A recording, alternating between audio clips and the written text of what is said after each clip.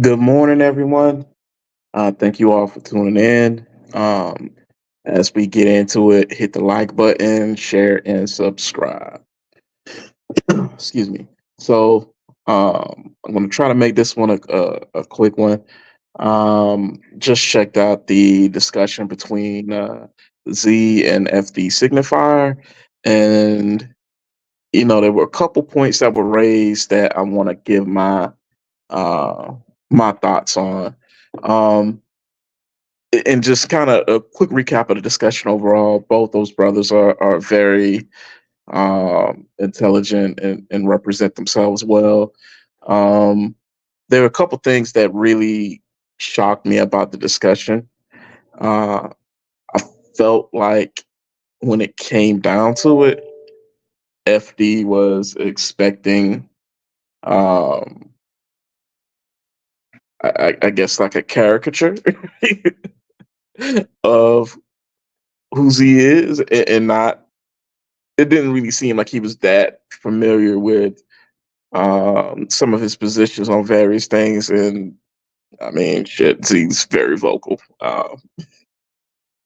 Whether you feel he's right or wrong, you know where you stand. I think that's pretty apparent. Um, but both the brothers comported themselves well, and I felt had a healthy discussion and raised some good points. Um, I'm gonna try to run through them really quick. If you hear a couple chimes and dings and whatnot, it's because uh, I did this already at like 6 in the morning, and then I realized I forgot like a big point, and I was like, "Well, crap." So I'm re-recording it. I'm at work now, so you probably hear a few pings. Please forgive it. Hope it's not too distracting. But the first point that FD raised, which is one that I agree with, is when talking about the statistics for who marries out and at how much. FD essentially says that, yeah, it's because black women experience racism in a gendered way, and I agree. And I take it one step farther. Uh, all racism is. It's one of those things where I believe, especially when you put on the intersectional framing of it, this is one of the ways that I feel intersectionality really fails to fully encapsulate the experiences of individuals. But when you put it into that framework, you kind of get the impression or come away with the feeling with that white supremacy is like this hammer that's just smashing away the furthest, and I guess for America, like the furthest you are away from a white man, like the more smashes, the harder that hammer's getting swung at you. And when you talk about big P patriarchy, patriarchal white supremacy, there are in groups, there are out groups. And if you're on that out group, basically, if you are in the club, then white supremacy is targeting you, and it is engineered to produce certain outcomes. It is not a hammer, it is a scalpel. It is quite precise, it is quite surgical, it is quite maniacal. And I mean, it's quite diabolical in a genius sense, because even when white supremacy is not in the room, white supremacy is in the room. And just to kind of expound on that, because you're probably like, well, Dre, hold on, what are you talking about? What do you mean? It's an ideology. And that ideology is so pervasive through the the fibers of our society that even when a racist white person isn't in the room to even push those ideas, those actions, those systems, they still perpetuate themselves more often than not. So that led into a point of a little bit of back and forth between the two individuals, where FD races that uh, essentially black men are aspiring for whiteness to become white men in some way. That's a that's a point I feel is way off. Um, and I feel that it takes. I can understand how somebody can come to that, especially given his background being that of a feminist, and from that background, because it's one of those things in which I have to back up for a second. Um, I feel that feminist culture for a lot of the women, black women who've bought into it, um, and I'm talking about this modern feminist wave, not so much less so some of the prior ones. Um, it has created an identity or a choice that I feel is a false one, but still is there and present for them, in which they feel that they can be black or they can be a woman. And once you kind of understand that, it becomes a whole lot easier to understand how some individuals can comport themselves the way that they do and sound the way that they sound when you know essentially they don't fully see themselves as black. And what I mean by that is that there are some individuals who they don't see themselves like as a black man. I see myself as a black man. I don't see myself as a man who's black. I see myself as a black man. There are those who would see themselves as a woman who happens to be black. And as such, there's a degree of assimilation and co-opting causes of other races of women and enacting those actions out against their men, i.e., perpetrating in some degrees white supremacy against black men, specifically anti-black misandry. So I don't believe black men are aspiring for whiteness, and simply put, largely because that door has been shut in our face. So I guess in that regard, you could say it's easier for us because we know what it is. There is no big tent in which we are welcomed. There's no, I guess you would say, masculinist movement in which black men are given the choice to be men or black. We are who we are. We always have been. And there's been 400 years in this country where our identity as men wasn't even acknowledged. So I've really, I really struggle to see how black men are aspiring for whiteness in this sense when the story of black men and black male masculinity in particular has always been the alternative. We've always been seeking and finding our own way and plotting our own course in that regard. I have not really, at least in my lifetime, I have not truly seen black guys trying to act out and comport themselves as white individuals. Even some of the upper crust individuals I've come across, it is very much, for lack of a better word, is very much black swag in what they do. Even though to some people, what their hobbies and things might come across as uh, elitist or out of touch or whatever. Um, Black men have always had to make their own. We've always had to make our own way. Uh, the only thing I really think you could make the argument that black men want that white guys have is that black guys want more money. Yeah, I think that's really the only thing. Like, I don't know of any black guy who's really trying to jack white guys style.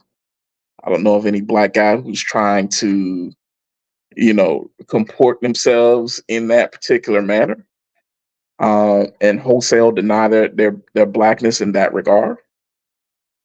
I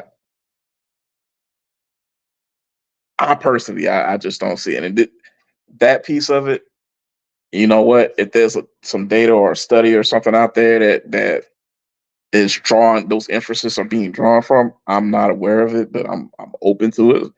I mean, I personally read a lot in my spare time, so if somebody has it, please drop it in the comments. Uh, the next thing that kind of got tied into that, I think this actually might have been a little bit before, um, was with FD made a comment about patriarchy.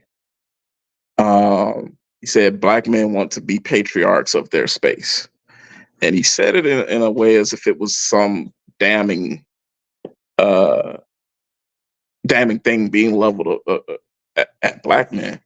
And really, my response would be like, okay, and black men are men, yes. What are you getting at? What's the aha? What's the gotcha here? Um, and when I'm using patriarchy in this sense, it's definition two, not one. This is a man heading his family, not patriarchy as in white supremacy, just for clarity's sake. But it's one of those things in which I really feel as a society we have gotten away from the value of men, manhood, and masculinity. And we as a community can look at the last, 30, 40 years and see how quote unquote decentering men from family life and how that's gone. And one of the things that I would really argue is that in terms of a family, in terms of outcome, especially with the social paradigm that we're in, which is really, mm, really pushes a uh, toxic gender discourse, I guess, for lack of a better term. I'm thinking of a particular word. It's evading me. Um, but I think I'll just tell this story. Like, I think one of the ways that highlights the value of a man, and sorry, I'm at work and getting pings. I think one of the things that really highlights the value of a man is in those family interactions and whatnot. Bear with me 1 second, y'all.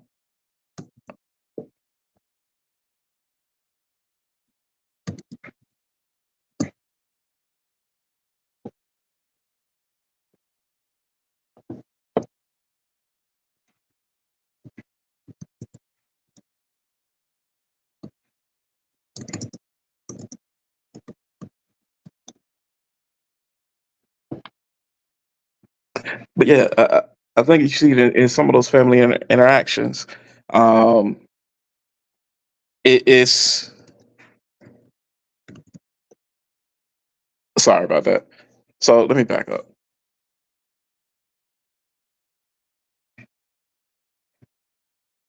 I think I can illustrate it with um, my experience. My grandfather, both of my grandfathers, were black patriarchs. They are some of the greatest men that I've known in my personal life. And they are the type of men, along with my father, that I aspire to be. And every day I try to get a little closer to tug at their coattails.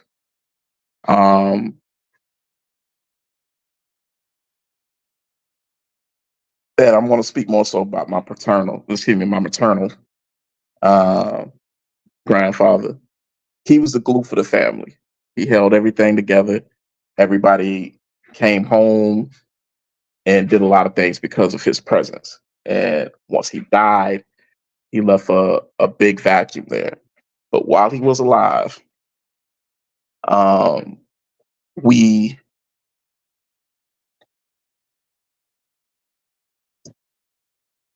while he was alive, he was a support and a guide to the family in a way that it was so valuable. Um, there have been times when my grandfather,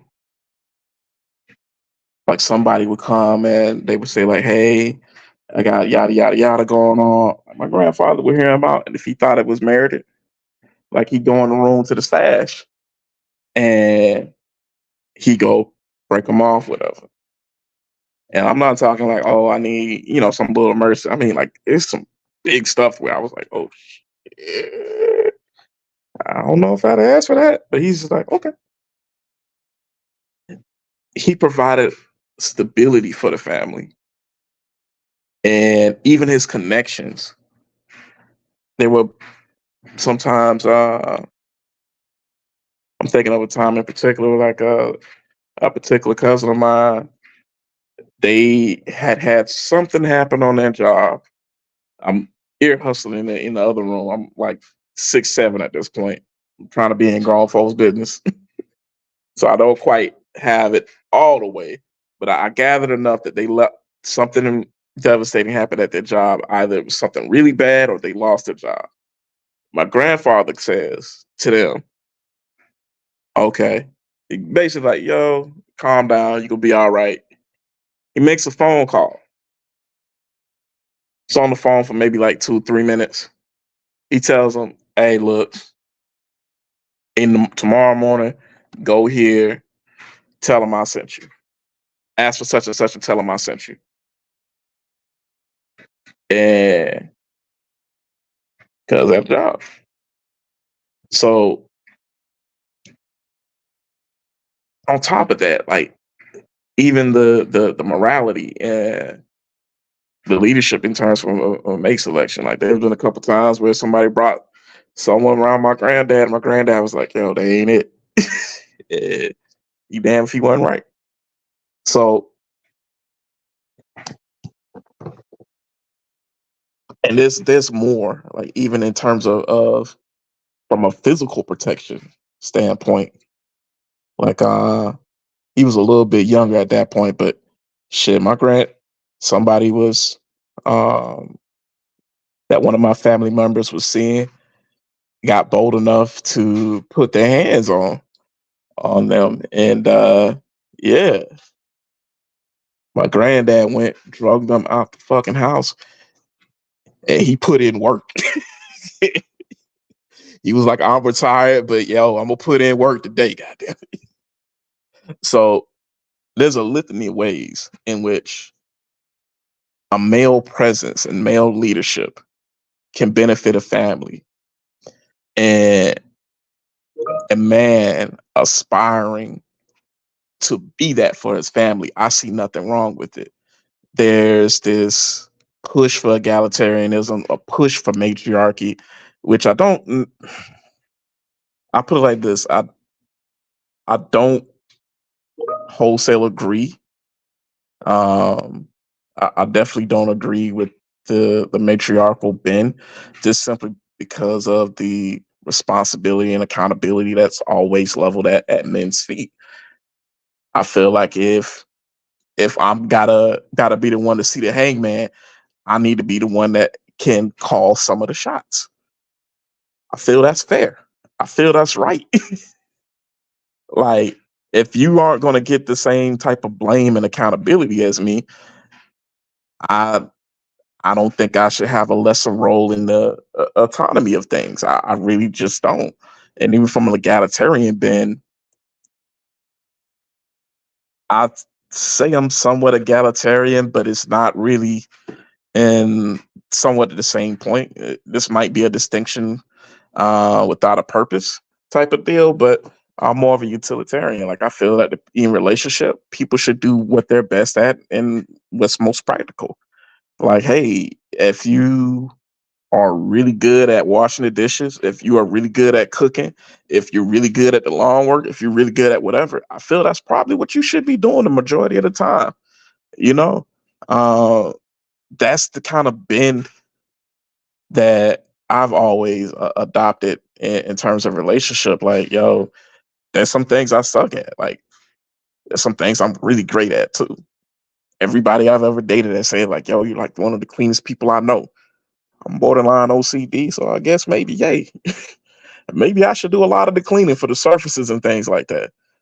You know, conversely, I also really suck at organizing myself. So if you're really good at that, maybe I'll make sure it's clean. You organize it. You know, those are the type of dynamics that I I personally I push for in my relationships. So I guess it looks egalitarian from the outside looking in. For me, it's really just utilitarianism. Like, what are you good at?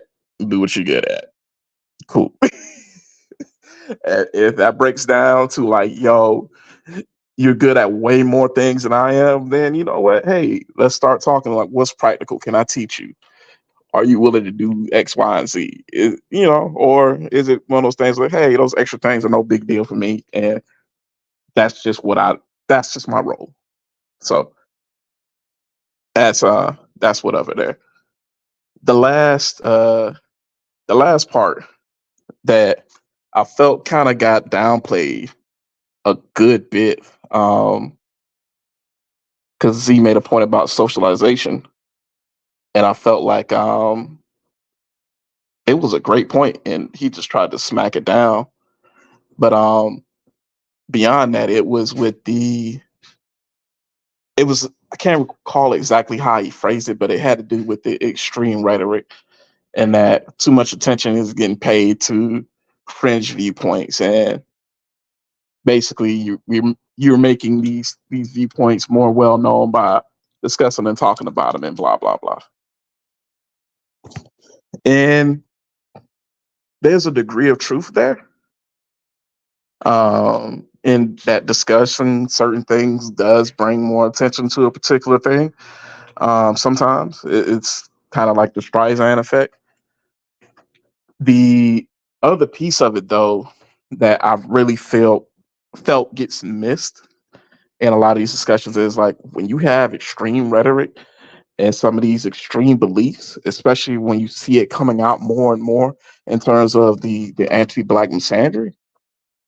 These is these are things that have real world consequences. Um, a few years ago, there was a lady. She was the head of a media executive. She made a statement after, I believe it was after George Floyd got killed. Black men can't even die right. Think about it for 1 second. That's was a media executive, somebody who's in charge of the programming. Who I probably shouldn't say in charge, but has a great deal of say over what gets on the air, the image that gets portrayed of black people and how it's depicted, in particular black men in this instance. That that has direct consequences. I don't believe a majority of black women hold these views and are card carrying what you would call divestors or whatnot. But I do believe in the same way that a lot of white people in the early 1900s were not Klansmen, but held some racist beliefs.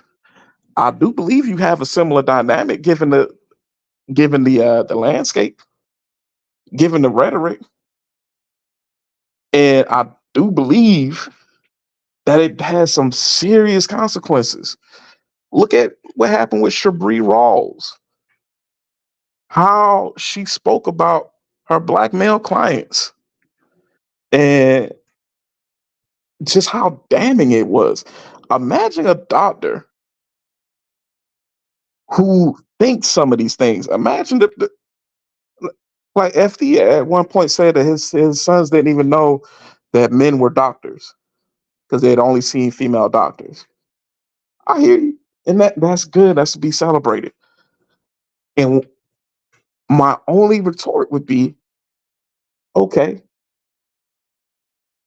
imagine that doctor is the person who's seeing your dad, who's seeing your grandpa, seeing your uncle, seeing your son. And they just, I've already made up in their mind. I was like, you know what?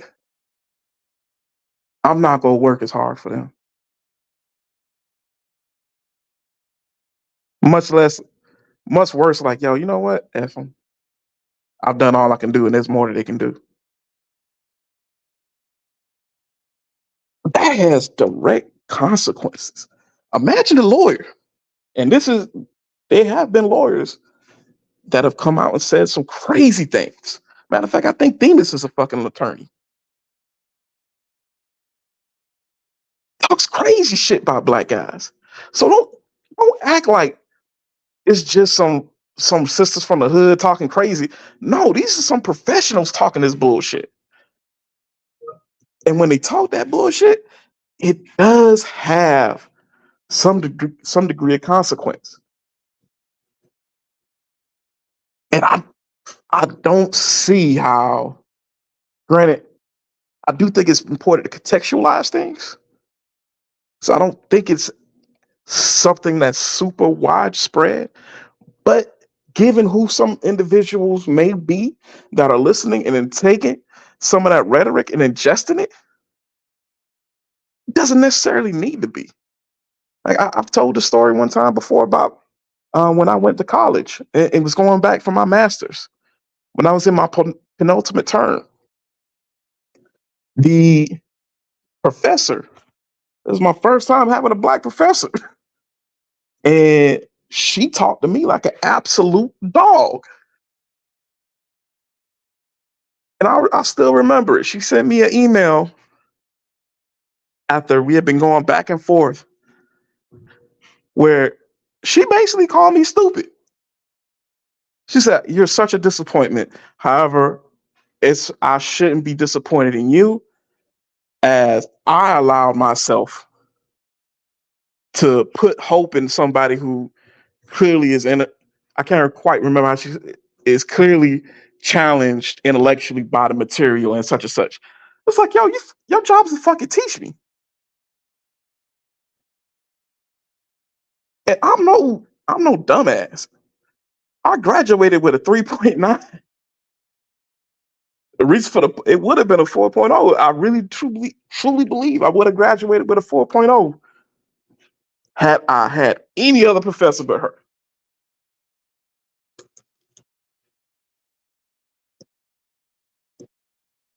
That's something that makes a difference. If I was in a different position, that could have been the difference between somebody going on academic probation or maybe even getting kicked out and somebody continuing on. These things have consequences. That's all I'm saying. And that's not to beat up on sisters because I know there's a lot of great sisters out there, but it is to say that there is a lot of bullshit. And the more you give cover to those who are on that type of time and that type of rhetoric, the more it's going to propagate, the more it's going to see. Till frankly, you get to where you have this quasi neo-Nazi-ish type of rhetoric just being said out in the open. Like with like he completely slapped down like, oh, Cynthia G, she was platformed on mainstream TV. Yeah, Fox Soul, yeah. Is it one of the side channels? But that's still a network TV. There are a lot of people still got cable, bro. You say what you want to say. There are a lot of people still got cable. There's a lot of people that was able to watch her and see her espouse those types of views and rhetoric, and she got invited back. I know she's been on there at least 2 times. So think about what that means. Somebody, one, had to find her, and then two, she went on and was like, "Yep, this is cool." Think about that person that found her. They don't live in a vacuum. They got friends. They got colleagues. And I guess really, I won't belabor the point anymore, but that's really was my point with that piece of it. Um, I wouldn't allow somebody who was espousing rhetoric, advocating for harm against my women, to have a platform and say shit unquestioned. Um, and I think while I do believe he truly means well in a sense, I do also think he's just frankly out of touch with certain things. And he made some good points, but those were the ones that I really took and had some type of issue with. But um, I'll go ahead and wrap this one up and close this on out. Um, Once again, shout out to those two brothers. They're once again, like I said, both of them are super, super intelligent guys. And don't forget to like, comment, share, and subscribe. Peace. I'm out.